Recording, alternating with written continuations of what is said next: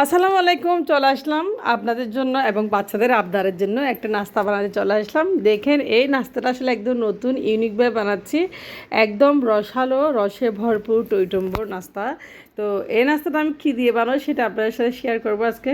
নাস্তা বানানোর জন্য নিয়েছি এখানে আমি এখানে দই নিয়েছি। এটা হচ্ছে মিষ্টি দই, এটা হচ্ছে বাসায় বানানো মিষ্টি দই, বাইরের কিনা না।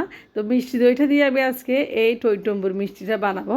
তো একটা বাড়িতে সবগুলো মিষ্টি দই আমি একসাথে নিয়েছি দেখেন। তো আমার বাচ্চা আসলে আমাকে বলতেছে, মা মিষ্টি দই দিয়ে কি কোনো মিষ্টি বানানো যায়, দেখি বানাও তো। আমরা তো এমনি টক দই দিয়ে অনেক ধরনের রেসিপি রেডি করি এবং দই দিয়ে ছানা দিয়ে অনেক কিছু বানাই।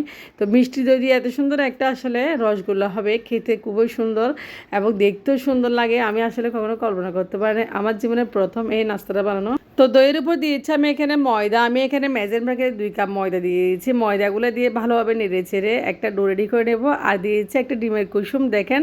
তো ডিমের কুসুমটা দিয়েছি একটু ফ্লাফি হওয়ার জন্য আসলে।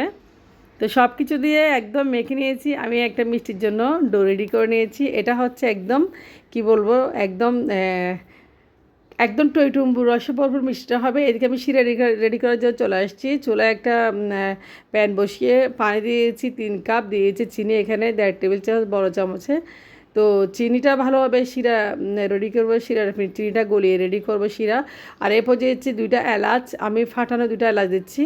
তো ভালোভাবে নেড়েচেড়ে একটা শিরা রেডি করে দিয়েছি। তো চলে আসলাম এদিকে 10 মিনিট পরে ডোটা সেট হয়ে গেছে দেখেন খুব সুন্দর। এখন আমি একটা হাত দিয়ে গুলা পাকিয়ে আমি মিষ্টিগুলো রেডি করব। এটা হচ্ছে মিষ্টি দই দিয়ে রসালো ভরপুর একটা মিষ্টি। তো আপনারা বাসবুসও বলতে পারেন, বাসবুসা মিষ্টির মধ্যে দেখতে মিষ্টি আসলে। তো দেখেন রেডি করে ফেলছি। এখন আমি চুলায় তেল গরম করে নিব। আর এদিকে শিরাটা রেডি হয়ে গেছে, ঠান্ডা করে একপাশে রেখে দিয়েছি। চুলায় তেল গরম করে এখন আমি দেখেন একটা মিষ্টিগুলো বানিয়ে নেব। তো মিষ্টি দই দিয়ে মিষ্টিগুলো আসলে বানাচ্ছি আজকে প্রথম।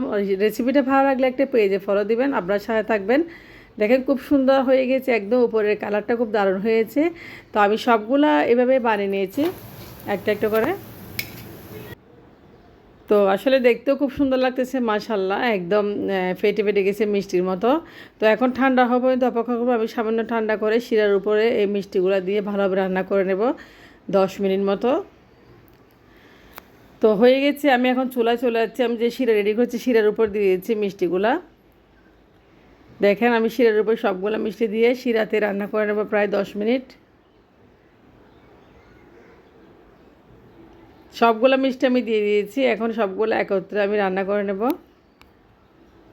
আপনারা দেখে বুঝতে পারছেন এত সুন্দর একটা রসালো ভরপুর মিষ্টি অনেকেই পছন্দ করে আসলে খেতে। আপনারা চাইলে এরকম মিষ্টি দই দিয়ে মিষ্টি বানিয়ে বাসায় সার্ভ করে খেতে পারেন। অনেক সময় আমাদের মিষ্টি দই আসলে অনেকে বাসায় খেতে চায় না, তো ফেলে না রেখে এভাবে আপনারা চাইলে বানিয়ে নিতে পারেন। তো মিষ্টিগুলো আমি 10 মিনিট সিদ্ধ করে নেব। 10 মিনিট পর আমি চুলা থেকে নামিয়ে রাখবো। তো দেখেন কীভাবে সিদ্ধ হচ্ছে। আমি এখানে কোনো ঢাকনা দিয়ে নাই। তো আমি কিছুক্ষণ দমে রাখবো ঢাকনা দিয়ে, একটু মানে শিরাগুলা মিষ্টির ভিতরে ঢুকে যাওয়ার জন্য দেখেন। তো 10 মিনিট পর আমি চুলা থেকে নামিয়ে নেব মিষ্টিগুলা। তো মিষ্টিগুলা একদম শিরা ঢুকে গেছে, এবার রসে টইটম্বুর হয়ে গেছে। তো মিষ্টিগুলো দেখেন আমি এখন চুলা থেকে নামিয়ে নেব দমে রাখার পর। তো দেখেন মিষ্টিগুলো শিরাগুলো একদম মিষ্টির ভিতরে ঢুকে গেছে, দেখতে খুব সুন্দর লাগছে, খেতেও খুব ভালো লাগবে। তো রেসিপিটা একটু পর্যন্ত আপনার ভালো লাগলে অবশ্যই লাইক কমেন্ট করবেন আর পেজে একটা ফলো দিয়ে সাথে থাকবেন। তো আল্লাহ হাফেজ, আসসালামু আলাইকুম।